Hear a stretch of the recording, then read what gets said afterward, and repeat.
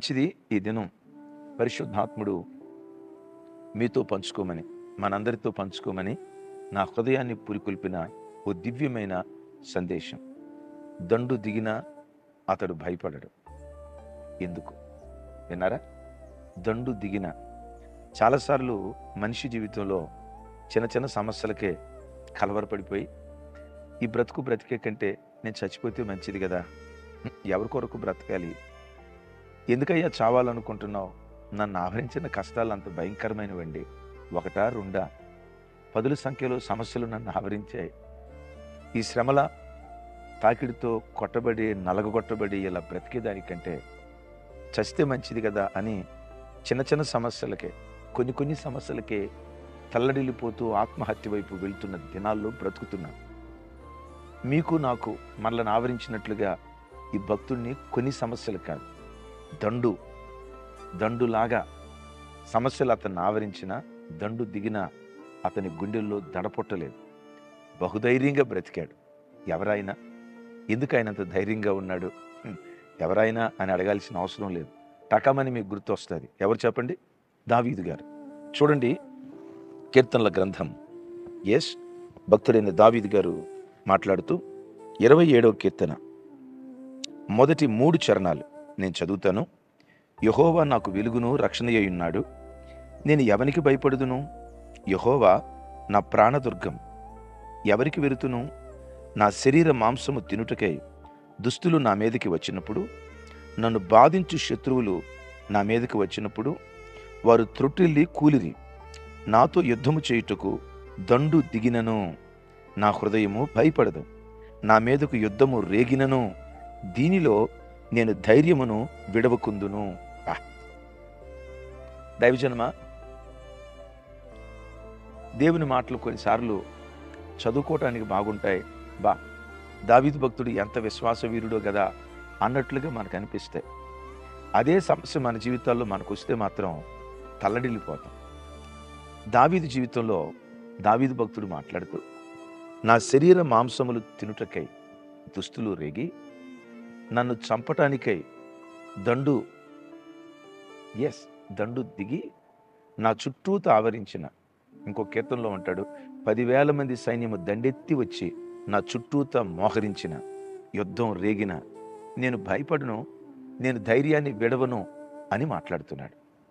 అయ్యా, ఎన్ని సమస్యలు వస్తే 10,000 సమస్యలు నన్ను ఆవరించిన నేను భయపడను, నేను వెరవను. నా మీద యుద్ధానికి వచ్చే శత్రువులు వాడి శరీర మాంసాలు తినేసేయాలి, వాడి రక్తాన్ని పేల్చాలి, దావీదు అనేవాడి జీవం భూమి మీద తుడిచిపెట్టాలి అని వాళ్ళు మాట్లాడుకుంటున్న మాటలు నా చెవులకు వినబడుతున్నా నేను భయపడను, నేను ధైర్యాన్ని విడవను అని మాట్లాడుతున్నాడు. దావీదా, దండు దిగినా నీకెందుకు ధైర్యం పుట్టట్లా? నీ ప్రాణం తీస్తారన్న భయం నీకు లేదా? లేదు. ఎందుకు నీకు ఆ భయం లేదయ్యా? యెహోవా నా ప్రాణదుర్గమై ఉన్నాడు. Praise the Lord. నా ప్రాణానికి దేవుడు దుర్గమై ఉన్నాడు.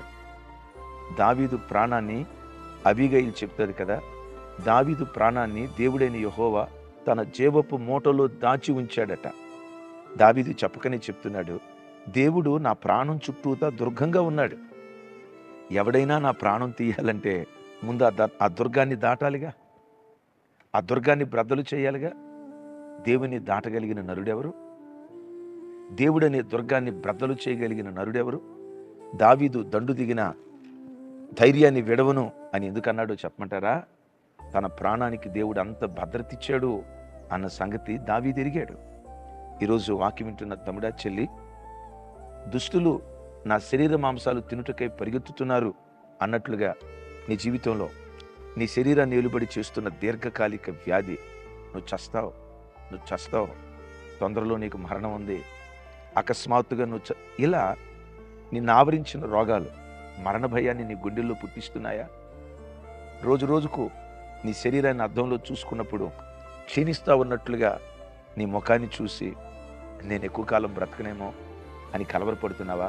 తమ్ముడా, నిన్ను చంపగలిగే శక్తి, తల్లి, నిన్ను చంపగలిగే శక్తి నీ శరీరంలో ఉన్న రోగానికి లేదు.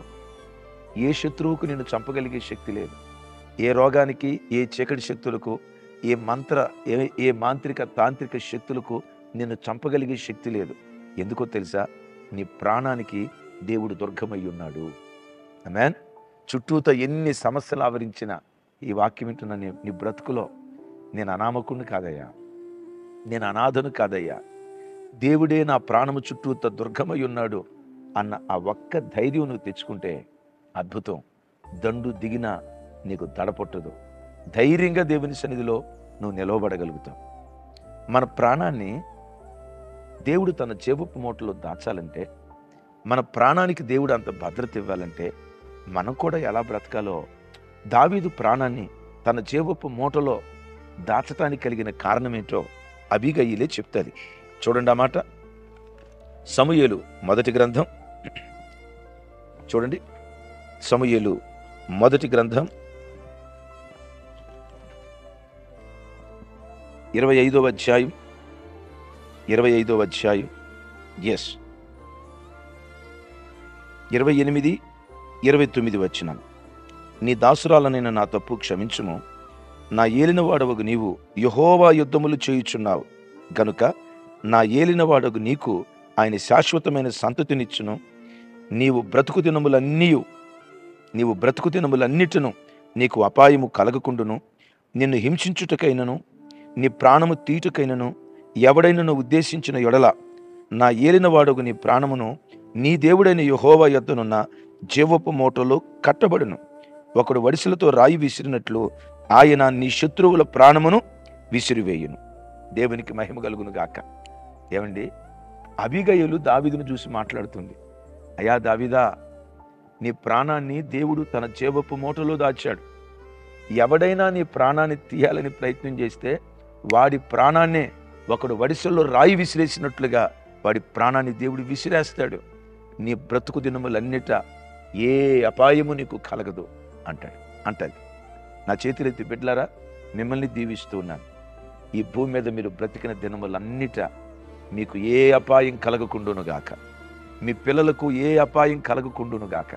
మీ బ్రతుకు దినములన్నిట అపాయాలు కలగకపోవటం మాత్రమే కాదు, మీ బ్రతుకు దినములన్నిట కృపాక్షేమములు యేసు నామములో మీ పిల్లలను వెంబడించును గాక. చెప్దాం ఆమేనని. దావీదు ప్రాణాన్ని దేవుడు తన జీవపు మూటలో దాచటానికి కారణం అబీగయీలు చెప్తుంది. నీవు యెహోవా యుద్ధములు చేయుచున్నావు. బిడ్లారా, ఎవరి యుద్ధాలు? మన యుద్ధాలు మనం చేసుకోవాలి, అవసరమే. పిల్లల్ని పోషించడం ఒక యుద్ధం, ఇంటి అద్దె కట్టడం ఒక యుద్ధం, ఉద్యోగం చేసుకోవటం ఒక యుద్ధం, పిల్లల ఫీజు కట్టడం ఒక యుద్ధం, ప్రతి నెల ఇవన్నీ కట్టుకుంటూ సాగిపోవటం ఒక యుద్ధం. మంచిది. నీ కుటుంబ యుద్ధాలు నువ్వు చేస్తూ ఎట్ ద సేమ్ టైం దేవుని యుద్ధాలు నువ్వు చేసేవాడివై ఉండాలి. అంటే సంఘ నిర్మాణంలో నువ్వు పాలిభాగస్తుడివి కావాలి. అంత మాత్రమే కాదు, ఈ భూమి మీద సాతాను రాజ్యాన్ని కూల్చి దైవరాజ్యాన్ని నిలవబెట్టే దానిలో నీ వంతు పాత్ర నువ్వు పోషించాలి. అలాంటి వ్యక్తి ఎవరో తెలుసా? యెహోవా యుద్ధాలు చేసేవాడు. దావీదు తన యుద్ధాలు తను చేస్తూ యెహోవా యుద్ధాలు చేసేవాడు గనుక అంత విలువైన వాడిని దేవుడు ఎందుకు వదులుకుంటాడు? అంత అమూల్యమైన వాడిని దేవుడు ఎందుకు వదులుకుంటాడు? నేనంట, నశించిపోతున్న ఆత్మల కొరకు కన్నీళ్లు గారుస్తూ ప్రార్థించే ఆ తల్లికి దేవుడు ఆయుష్ ఎందుకు పొడిగించడు? విన్నారా? నశించిపోతున్న ఆత్మల కొరకు దివారాత్రులు దేవుని దగ్గర మొరపెడుతూ, అయ్యా దేశం అంతా ఇలా అయిపోతుంది, నిజదేవుడని నిన్ను విడిచిపెట్టి శాపగ్రస్తమైన వాటి వైపు వెళ్తున్నారు, నన్ను రక్షించిన వాడా వారిని రక్షించయ్యా అని దివారాత్రులు విసుకగా కన్నీరు మున్నీరుగా ఏడుస్తూ ప్రార్థించే ఆ ప్రార్థనాపరురాలైన తల్లిగా ఉన్న నిన్ను దేవుడు ఎందుకు వదులుకుంటాడు? నువ్వు విలువైన వాడివి బిడ్డ. తమ్ముడా, నువ్వు విలువైన వాడివి. నీ ప్రాణం దేవుని దృష్టికి బహు విలువైనది. నీ ప్రాణాన్ని దేవుడు తన జీవపు మూటలో దాస్తాడు. త్రాగుబోతుల ప్రాణాన్ని దాస్తాడో లేదో నాకు తెలియదు. తిరుగుబోతుల ప్రాణాన్ని దేవుడు దాస్తాడో లేదో నాకు తెలియదు. అక్రమ సంబంధాల్లో బ్రతికేటువంటి వాడి ప్రాణాన్ని, అఫ్కోర్స్ వాణ్ణి చంపటం దేవునికి ఇష్టం లేదు అంటాడు కదా. దుర్మార్గుడు తన దుర్మార్గతలో ఉండి నశించుట నాకెంత మాత్రము? నేనంట, దుర్మార్గంగా బ్రతికేవాడిని చంపటానికి ఇష్టపడని మనసున్న గొప్ప దేవుడు. దేవుడు దేవుడు దేవుడని పరిగెత్తుతున్న నీ ప్రాణాన్ని ఇంకెంత విలువైన దానిగా ఎంచుతాడు కదా. ఎస్, యెహోవా యుద్ధాలు చేద్దాం. రోజుకొచ్చి 4 గంటలు 5 గంటలు ప్రార్థనలో గడుపుదాం. అవకాశం ఉన్న ప్రతి చోట సువార్త ప్రకటిద్దాం. సంఘాన్ని నిర్మించే విషయంలో దేవుని పక్షాన నిలవబడి దేవుని కార్యాలు చేద్దాం. నీ ప్రాణాన్ని విలువైనదిగా ఎంచి తన జీవపు మూటలో దేవుడు దాచునుగాక. ఇంత విస్తారమైన ప్రజలు 10,000 మంది సైన్యము దండెత్తి వచ్చినా నాకు దడపొట్టదో ఎలా అనగలిగాడు ఆ మాట? ఆ మాట అంటానికి కారణం ఏంటో తెలుసా? దావీదుకు ఒక వాగ్దానం ఉంది. ఓ సందర్భంలో దావీదు సిక్లగు అనే ప్రాంతంలో ఉన్నప్పుడు సమస్త సర్వదా ఆస్తిని కోల్పోయాడు. తనతో పాటు ఉన్న ప్రాణ స్నేహితులు కూడా ఆస్తిని కోల్పోయారు. దావీదుతో పాటు మేము ఉండటాన్ని బట్టే కదా మాకు ఈ కష్టాలు వచ్చాయి. సౌలు దావీదును తరిమాడు కానీ మమ్మల్ని తరమలేదు కదా. ఇతను వెంబడించడాన్ని బట్టే మాకు ఈ కష్టాలు వచ్చాయని 600 మంది దావీదు చుట్టూతా రౌండప్ చేసి రాళ్ళు పట్టుకొని రువి చంపాలని దావీదు మీదకి లేచాడు. ఒకసారి చూడండి, దావీదు ఒక్కడు చుట్టూతా 600 మంది, ఒక్కొక్కరి చేతిలో రాళ్ళు ఉన్నాయి. రాళ్ళు రువ్వి దావీదుని చంపేద్దాం అనుకున్నారు. వాస్తవంగా ఆ స్థానంలో ఇంకొక వ్యక్తి ఉంటే వారి కాళ్ళ మీద పడి, బాబు నన్ను చంపొద్దురా, మీకు దండం పెడతారా, నాకు భార్య పిల్లలు ఉన్నారా, మీరు కోల్పోయినట్లుగా నేను కోల్పోయారా, నన్ను చంపొద్దురా బాబు, మీకు దండం పెడతాను అని అనాలి. అని అనలేదు దావీదు. ఎంత కూడా అతని గుండెల్లో దడపుట్టకపోగా 600 మంది తన చుట్టూతా ఉన్నా అక్కడ రాయబడిన మాట, అయితే దావీదు దేవుడైన యెహోవాను బట్టి ధైర్యం తెచ్చుకున్నాడట. విన్నారా? అరే 600 మంది చుట్టూతా చంపాలని రాళ్ళు పట్టుకుంటే సింగిల్ మ్యాన్ దేవుడైన యెహోవాని బట్టి ధైర్యం తెచ్చుకున్నాడు. అయ్యా, నువ్వు దేవుని బట్టి ధైర్యం తెచ్చుకోవడానికి ఏముంది? దేవుడు నాకు ఒక వాగ్దానం చేశాడయ్యా, నువ్వు రాజు అవుతావని. విన్నారా ఈ మాట? ఇశ్రాయేలు దేశానికి నువ్వు రాజు అవుతావని దేవుడు నాకు వాగ్దానం చేశాడు. ఇప్పుడు ఇశ్రాయేలు దేశాన్ని సౌలు పరిపాలన చేస్తున్నాడు. నేను రాజు కాలేదు కదా, చచ్చిపోతా. ఎప్పుడో తెలుసా? రాజై కొంతకాలం పరిపాలన చేసిన తర్వాత, నా పట్ల దేవుని వాగ్దానం నెరవేర్చబడిన తర్వాతే నేను చనిపోతా. నా మీద దేవునికి ఉన్న ఉద్దేశాలు పరిపూర్ణంగా నెరవేర్చబడిన తర్వాతే నేను ప్రభు దగ్గరికి వెళ్తా. అప్పటి వరకు దేవుడు నా ప్రాణానికి దుర్గమై ఉంటాడు. తమ్ముడా, చెల్లి, నా తట్టు చూడు. దావీదు మీదకి దేవునికి కొన్ని ప్రణాళికలు ఉన్నట్లుగా ఈ వాక్యం వింటున్న నీ మీద కూడా నీ దేవునికి గొప్ప గొప్ప ప్రణాళికలు ఉన్నాయి, గొప్ప గొప్ప ఆలోచనలు ఉన్నాయి. నేను ఎందుకు పుట్టాను, నాలాంటి వాడు ఎందుకు పుట్టాడు అని అనుకుంటున్నావా? నీవు పుట్టలా, దేవుడు నిన్ను పుట్టించాడు. పుట్టిన నీకు ప్రణాళిక లేకపోయి ఉండొచ్చు, నిన్ను పుట్టించిన దేవునికి నీ మీద ప్రణాళికలు ఉన్నాయి. నీ మీద దేవుని ఉద్దేశాలు నెరవేర్చబడే వరకు ఏ రోగం నిన్నేమీ చేయలేదు, ఏ మనుషుడు నీ ప్రాణాన్ని తీయలేడు. ఎప్పుడు మనం ఈ లోకాన్ని విడిచిపెట్టి వెళ్ళిపోతామో తెలుసా? నీ మీద దేవుని ప్రణాళిక సంపూర్ణంగా నెరవేర్చబడిన తర్వాత. జకర్యాని గురించి రాసి ఉంటుంది, అతని సేవాదినములు సంపూర్ణమైనప్పుడు తన ఇంటికి వెళ్ళెను అని. నువ్వు చేయాల్సిన పనులన్నీ సంపూర్ణమైన తర్వాత మన సొంత ఇంటికి వెళ్తాం. ఏది మన సొంత ఇల్లు? పాలకొల్లా? ఏది మన సొంత ఇల్లు? పిడుగురాళ్ళ? ఏది మన సొంత ఇల్లు? విజయవాడ? ఏది మన సొంత ఇల్లు? అమరావతి? కాదు కాదు, మన సొంత ఇల్లు పరలోక రాజ్యం. యేసయ్యకి మహిమ కలుగును గాక. ఆయన ప్రణాళిక నెరవేర్చబడే వరకు, ఆయన మనకు అప్పగించిన పని సంపూర్ణం చేసే వరకు మన ప్రాణానికి ఆయన దుర్గంగా ఉంటాడు. దావీదు దండు దిగిన ఎందుకు ధైర్యాన్ని విడవలేదో ఆఖరి మాట చెప్తాను. చూడండి, సమూయేలు మొదటి గ్రంథం. దావీదు ప్రాణాన్ని దేవుడు అంత ఘనంగా ఎంచడానికి కలిగిన కారణం నాకు ఈ మాట చెప్పడానికి భలే ఇష్టం అనిపిస్తుంది.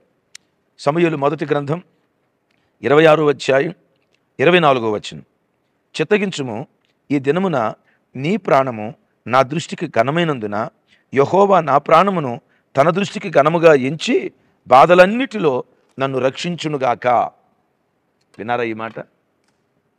నీ ప్రాణమును నా దృష్టికి ఘనంగా ఎంచా. సౌలా, రాజా, నీ ప్రాణాన్ని నా దృష్టికి ఘనంగా ఎంచా. నీ ప్రాణాన్ని నేను ఘనంగా ఎంచాను గనక దేవుడు తన దృష్టికి నా ప్రాణాన్ని ఘనముగా ఎంచి సమస్త బాధల నుంచి దేవుడు నన్ను తప్పిస్తూ వచ్చాడు. తమ్ముడు, నీ ప్రాణాన్ని దేవుడు ఘనంగా ఎంచాలంటే, నిన్ను దేవుడు ఘనంగా ఎంచాలంటే ఎదుటివాడిని కూడా నువ్వు ఘనంగా ఎంచాలి. బిడ్డలారా, ఎప్పుడు ఎవరిని తృణీకరిస్తా మాట్లాడొద్దు, ఎవరిని ఎగతాళిగా మాట్లాడొద్దు, ఎవరిని కించపరుస్తూ మాట్లాడొద్దు, ఎవరి గుండెలు నొప్పించేటట్లుగా ఎగతాళిగా గేలి చేస్తూ మాట్లాడొద్దు. నేను ఈ మాట మాట్లాడితే ఆయన ఎంత బాధపడతాడో, అమ్మో, నొప్పించే మాట నా నోట రాకూడదయ్యా, ఒప్పించే మాట, ఎస్, నొప్పించే మాట నా నోట రాకూడదయ్యా. ఒప్పించే మాట నా నోట రావాలని, నొప్పించే మాట రాకుండా ఎదుటివాడిని అనవసరంగా గాయపరిచే మాటలు నీ నోట రానివ్వకుండా ఎదుటివాడి ప్రాణాన్ని నువ్వు ఘనంగా ఎంచితే, నీ ప్రాణాన్ని ఘనంగా ఎంచి సమస్త బాధల నుంచి నా దేవుడు నిన్ను తప్పించునుగాక. అందుకని దావీదు అంటాడు, నేను ఎవరిని తృణీకరిస్తా మాట్లాడలేదయ్యా, ఎవరి ప్రాణానికి అనవసరంగా నేను బాధ కలుగు చేయలేదయ్యా. అలాంటిది నా ప్రాణాన్ని ఇంకెంత ఘనంగా దేవుడు ఎంచుతాడో కదా. నా ప్రాణానికి దేవుడు దుర్గం. యెహోవా యుద్ధాలు చేయుచున్నాను గనుక, ఇంకా ఆయన ప్రణాళికలు నా మీద పరిపూర్ణంగా నెరవేర్చబడలేదు గనుక. మూడవ మాట ఇప్పుడు చదువుకున్నాం కదా, ఎదుటివాడి ప్రాణాన్ని నేను ఘనంగా ఎంచాను గనుక నా ప్రాణాన్ని, ఎస్, నా ప్రాణం చుట్టూతా దేవుడు దుర్గమై ఉన్నాడు. క్రీస్తు యేసుతో కూడా లేపబడిన వారైతే దావీదు ప్రాణాన్ని జీవపు మూటలో దాచాడేమో. క్రీస్తు యేసుతో కూడా మనం లేపబడి పరలోక సంబంధమైన వాటి కొరకు ఎదురు చూసే వ్యక్తులుగా మనం ఉంటే, మరలా చెప్తున్నాను, దావీదు ప్రాణాన్ని జీవపు మూటలో దాచాడేమో. నీ ప్రాణాన్ని, నా ప్రాణాన్ని యెహోవా క్రీస్తుతో కూడా మన జీవాన్ని తండ్రి అయిన దేవుడు తనలో దాస్తున్నట్లుగా కొలస్సీ పత్రికలో పౌలు గారు చెప్తాడు. అంటే యేసుక్రీస్తు ప్రాణానికి ఎంత విలువ, జాగ్రత్త తండ్రి అయిన దేవుడిచ్చాడో, దేవుని కొరకు బ్రతికే ప్రతి బిడ్డ ప్రాణానికి అంత భద్రత ఇచ్చాడు. ఇంకొకసారి చెప్తా, దావీదు ప్రాణాన్ని జీవపు మూటలో దాచిపెట్టాడేమో. నీ ప్రాణాన్ని అంతకంటే శ్రేష్టంగా క్రీస్తుతో కూడా మన ప్రాణం, మన జీవం దేవుని యందు దాచబడింది. దండు దిగినా భయపడకు. సమస్యలు వస్తాయి, కలవరాలు వస్తాయి, ఆటుపోట్లు వస్తాయి, ఆర్థిక ఇబ్బందులు వస్తాయి, సైన్యం దండు దండు దండు దిగుతుంది. దిగినా యెహోవా నా ప్రాణమునకు దుర్గమై ఉన్నాడు గనుక దండు దిగిన, యుద్ధము రేగిన నేను ధైర్యాన్ని విడవను, భయపడనని దావీదుకి ఇచ్చిన ధైర్యపు ఆత్మ యేసు నామములో ఈ వాక్యం వింటున్న ప్రతి బిడ్డకు నా దేవుడు అనుగ్రహించునుగాక. ఆమేన్. చిన్న ప్రార్థన చేస్తాను. మీ గుండెల్లో ఏ భయం ఉన్నా ఆ భయపు ఆత్మ నుండి దేవుడు విడుదలిచ్చునుగాక. తండ్రి, మీకు స్తోత్రాలు. ఈ దినం మాతో మీరు మాట్లాడిన శ్రేష్టమైన మీ మాటలకై స్తోత్రాలు. అవునయ్యా, మా జీవితాల్లో దావీదుకి ఇచ్చిన ధైర్యం మాకు దయచేయి.